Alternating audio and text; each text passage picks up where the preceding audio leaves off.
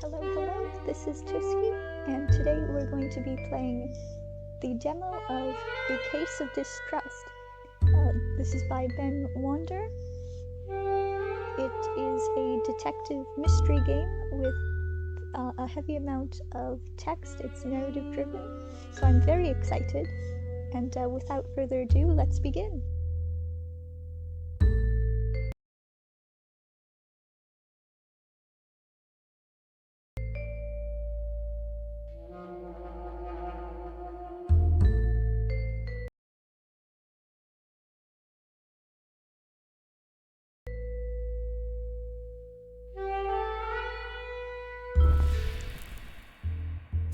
Oh, I like that effect.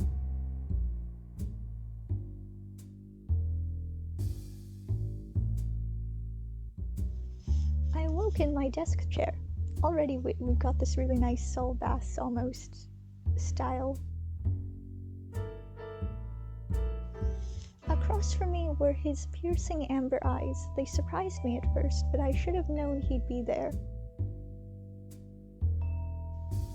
I stretched and said mid-yawn, "Not very nice to sneak into a sleeping woman's apartment," but his stare just continued. I laughed at his glare.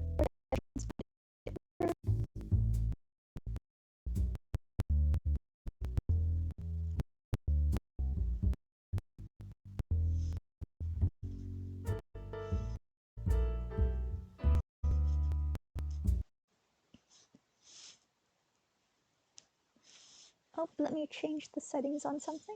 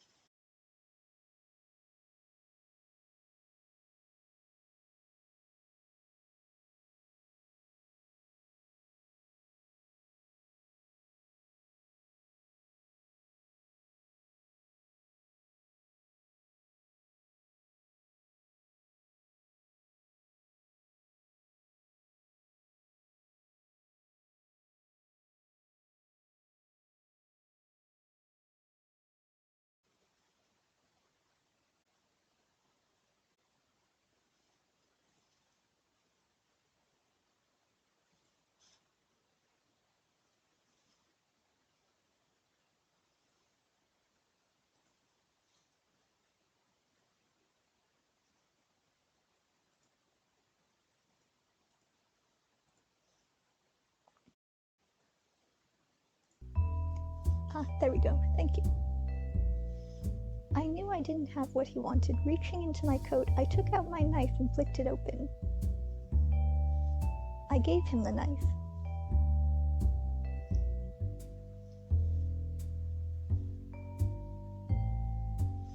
I gave him the knife, sliding it across the desk. "Look," I said, "that's all there is. Take it or leave it." But a detective knows when she's beat, and I knew then he wanted to search the place. And that's what he would do. I sighed, knowing my weakness for his type. "All right," I said, "let's look."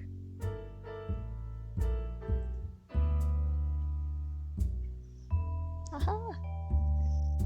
He let out a gleeful, I picked my piece of cat head, the winner, but I was smiling too, because I was telling the truth.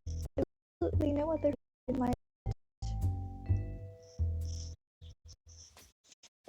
and dropped by to scavenge. It made a lot of noise when he thought I was holding out on him. But right now the place was clean empty, no food anywhere.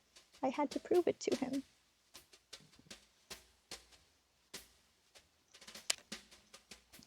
The cat had waltzed into my apartment a few years earlier. He kept coming back. Though there was rarely a morsel to eat, he'd continue his loud meowing until I'd proved to him the place was empty of food. "It doesn't matter how doe-eyed you are, cutie pie, we've got no food around," I told him. He licked his chops and looked at me. Apparently he still didn't believe that. I needed to contradict him somehow, to show him something in the apartment that would prove it was empty of food.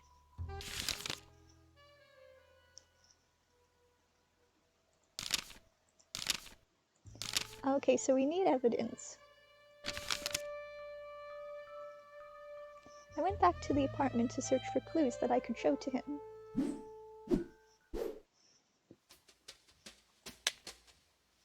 I kept a small statue underneath the side table. It had been police evidence in a crime, and its owner hadn't wanted it back.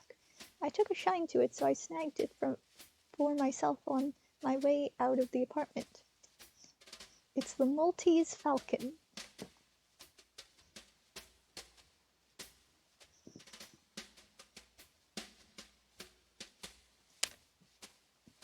I had taken copies of old murder cases from the SFP, reading to know my evolutions were at that time.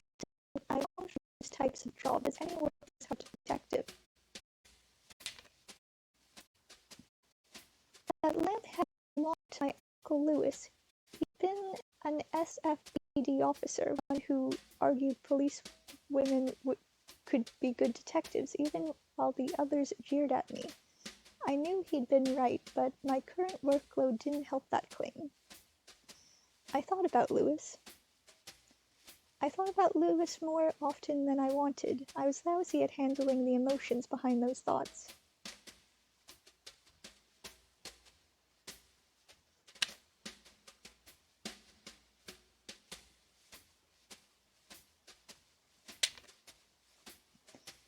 Packaged cigarettes were the latest trend, but I still preferred to roll my own. The ashtray was evidence that it was a practice skill.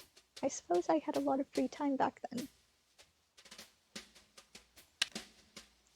My old notebook now filled to the brim. I wrote everything down, even the minor details. Never know what can be useful. The first half of my old cases. Details from beats I used to walk in my policewoman days. Of course, policewomen were forbidden from going on patrol, but Lewis often overlooked that rule. A newspaper was flopped on the floor, its headline about the death of Lenin, the leader of the Red Menace sweeping Russia. It seemed the Bolsheviks had lost their head. A regular white icebox, tinged yellow with age, half-blocked the kitchen doorway. Right now, the door to the outside world. If I left now, though, the cat was blowing so loud I'd complaints from the neighbors. I needed anything before I could leave. What do we have in our notes?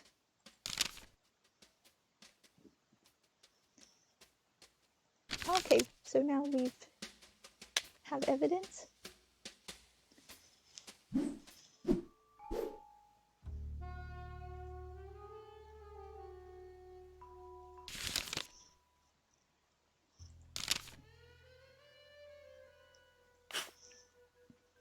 The icebox. I opened the icebox so the cat could see inside. Empty, I told him. The cat looked quizzily at the open door, then back at me. Sorry, fella, there's no grub in there for me either. He stared at me with eyes as disappointed as I felt. Those big yellows always got to my soul. Thoughts of my family filled my head. But never mind those thoughts. At the time, they were distractions. I moved on from them. A loud meow from the cat snapped my thoughts back into the moment. I took a deep breath and grinned back at him. Guess you can scram now, I said. Nobody's going to come knocking with food for you, fella. There immediately came a banging on the front door. Beyond a nuisance, that was strange. The door was a regrettably familiar face, Connor Green. I stared at him. A hired hand for whoever needed a job done, but Green snitched whenever he was put in a squeeze. Working the beats, I remember that all too well. Remarkably, the underground had been blind to it, but Green wasn't particularly assiduous. I was certain the criminal ranks would eventually plug him. He looked at me through the doorway with a coy smile. Well, ain't you gonna invite me inside? I started closing the door, but he stuck out a foot to stop me. Hey now, he chided. Foul way to treat a customer, Malone. So that was his angle, hiring me as a detective. I wondered what a bootlegger would need with a private eye, but he answered without my prompt. I'll make this quick. I can't take this to the hog house or the pigs would laugh me out, and the other guys aren't as tempting. The other Richards aren't as tempting. His grin widened. I thought this was going to be quick, I said, and I started rolling a cigarette. It wasn't quick, and I'd already rolled and lighted a second smoke when Green finally finished his story. I noted the important bits in my book. It had started with a letter, slipped under his door with a white envelope. The envelope contained a single typewritten leaf. It had no letter, ending with a scribble at the bottom right corner resembled a black hand. Green had a lead on a new rum running scheme, a connection from Vancouver. He'd given a sample to Tiny Paul, the gangster who ran the Tin Spoon Speakeasy for mob boss Jerry Ferry. They'd agreed to buy in for more. Green surmised the letter was about his rum running. He suspected Redstone Stable, another bootlegger, of sending the letter. He told me that stable ran a barber shop during the day and gave me the address. Green needed to know who the threat was from. He'd get Paul's gang to deal with them and continue his scheme to get rich. If I go snooping myself, he concluded, folks see I'm not trusting people. No trust leads to no customers. I need to play it low-key, which is where you come in. I raised an eyebrow and stared at him through the cigarette smoke. Something in his yarn was still twisted. He must have noticed my reticence because he said, you know, I work closely with Lewis. I'm sure he'd want to protect me as much as any other victim. My uncle.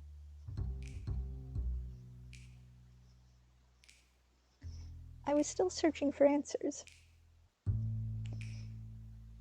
after his death. He'd been himself, with hyper understanding his own thoughts haunted. Quit SFP and started practice taking his philosophy. Was Green worth my time? Would he be worth Lewis? Would he be worth Lewis's? Green had tipped off my uncle in a few cases. I wondered if that was enough to warrant my protection. Before I could think past my headache, he threw a bill on my lap. Keep the C-note as a retainer, and don't worry about getting in touch. I'll find you later for a chat. He turned down the hallway and I let him go. If he was willing to give me $100 with no commitment, I wouldn't stop him. I turned back to the apartment, still confused about the whole story. My headache wasn't helping either. Whenever I lacked clarity, a tip to Southern coffee was usually the cure. Well, let's go. I mounted a gold plate on the outside that read, P.C. Malone, Private Investigator. There was only one place I needed to go to clear my head, Southern Coffee. It was a basement dive. It wasn't modern, hip, or ever busy, and it was my favorite place to down some paint, especially in the company of the best bartender in the city.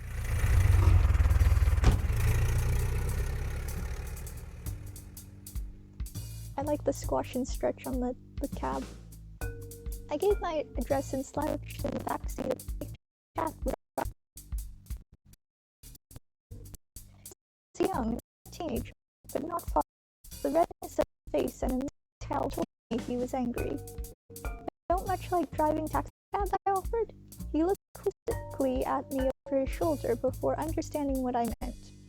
No, lady, I like it right enough. Just some bozo for you were here was giving me hell because I look like the boy his daughter was going with. Went off about how my generation was ruining America. That scumbag doesn't know jack. It sounds like you know more, I asked. I'm no genius, he replied, but you talk to anyone from the last century and they'll tear off your ear for just being young. How'd they get so high, I wonder, given the world in the 1890s like a smooth-running roadster?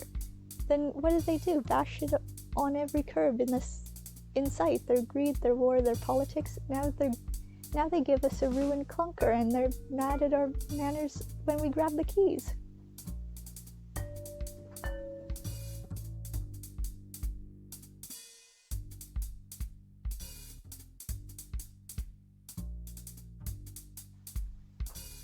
I agreed with him. The Great War was the hardest front, at home and abroad, I said. The old men who put us there had some nerve. He replied hotly, and after the world angrily their the taxi cab rolled to a stop. Anyhow, the driver said, thanks for letting me blow off steam. Have a nice day, miss. I opened the car door and stepped out. I like the transitions in this. Southern Coffee was an automat diner. Ethel Burgess, the lone waitress, was friendly to help with any inquiry. Of course, if you winked at her right, she'd show you the way to the downstairs toilet, where Frankie played the bathroom attendant. Southern Coffee had the distinct feeling of home. The familiar smell of mold in that old basement was enough to put a grin on my face. Frankie tended the bar at Southern Coffee. Though it wasn't his place, I'd never caught a whiff of the real owners. They trusted Frankie to do what he did best. I said, "Hello, Frankie," and was met with a smile and a grunt from Franklin Ernest Conway.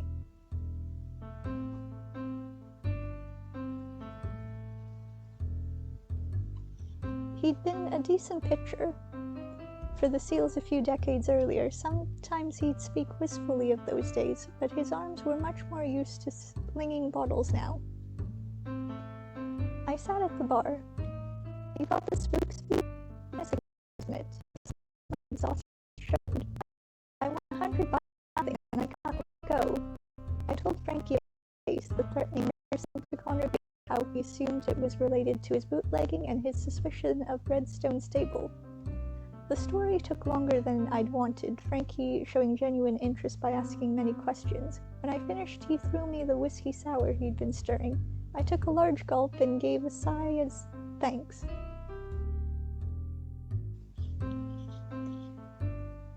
"Well, Green's case is better than most of what you're given," he said with some enthusiasm. "At least it's not more of that adultery bunk." "Sure," I replied, but I started with the goal in mind. What's the point of helping a man like Green? Frankie clicked his tongue on his teeth. "Lawyer or priest? Why does it matter? Let me ask you, are the clients you have now the types you want to help?" I admitted they weren't. I told him that I'd wanted more from my detecting life. "It could be that Green's case shoots your career forward, Malone." I sighed and stared down at my drink. But my daze was interrupted by the basement door opening and then slamming shut. A small, blustering woman began marching towards me. She was wearing a light blue cloche hat with a gray ribbon tilted back on her head. A scarf of similar blue draped around her neck, but I was startled by what she wore under it. A gray triangle.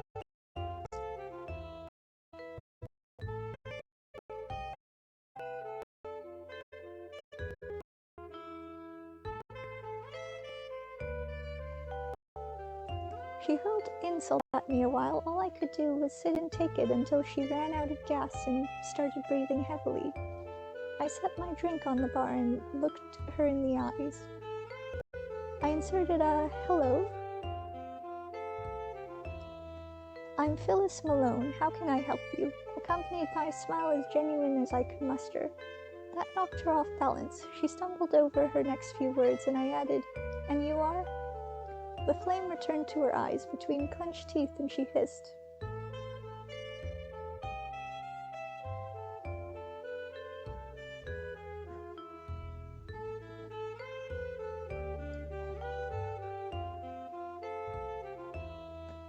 "Uh-oh, an allegation." I asked the cat.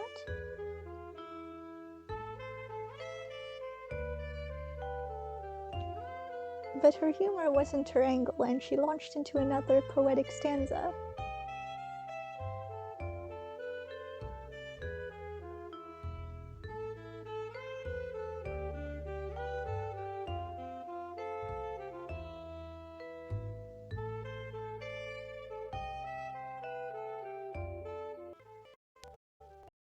What can we prove?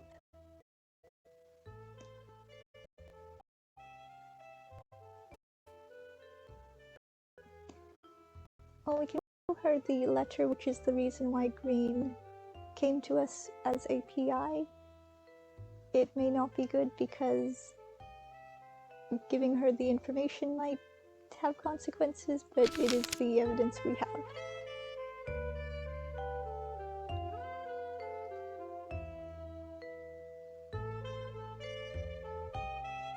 But she eventually came around.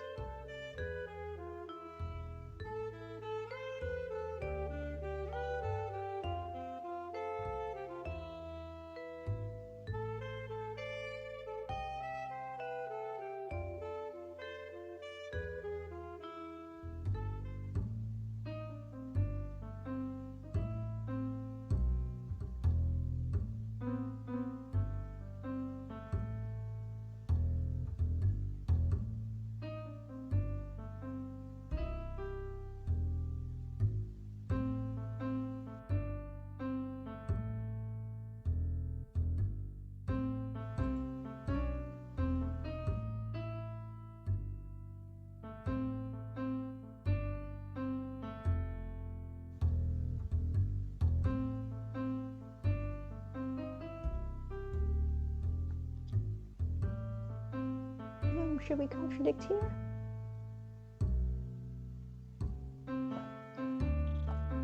Let's check.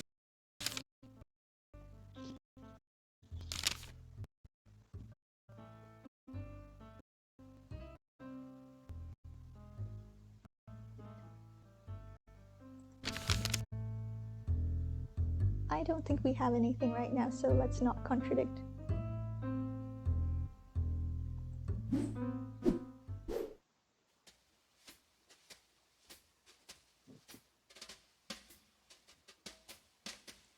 It seemed like my cue to move along.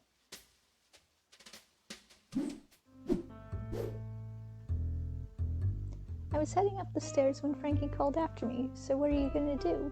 I'd been thinking.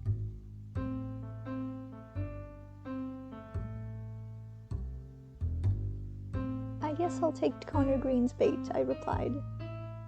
I've got nothing better on the stove, and he might need the help. Something still stinks though. Well, what's your plan? The way I see it, I have 3 goals right now. Find the guy who wrote the letter. I have to learn about him. Who is this guy? Dig into his past. How'd Green get a connection like that?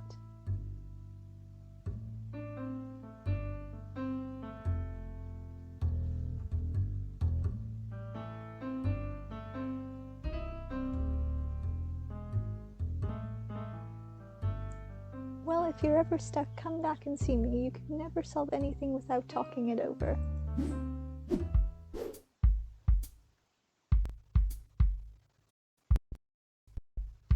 That's obvious Wednesday folder shop.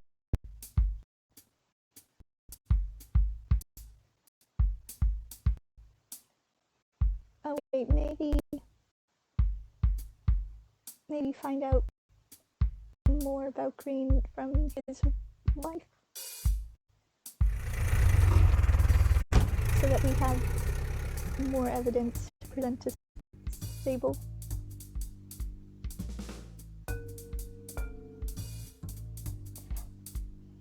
I entered the taxicab driven by an old man with a mustache. He turned to me with eyes that had a playful glint.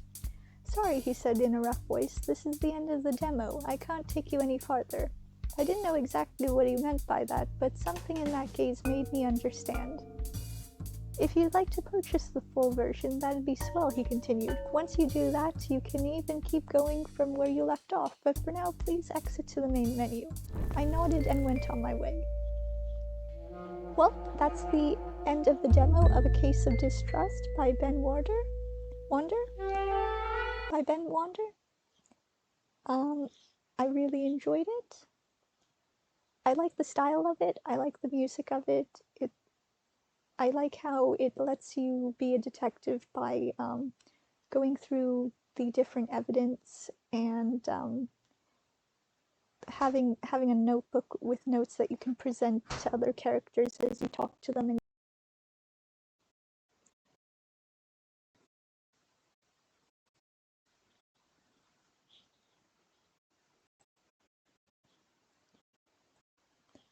I'm gonna go to on Steam, I believe, and that was the demo. So without further ado, I shall leave you now. Hopefully I'll be able to play something else later in the future. Who knows when or what and under what circumstances.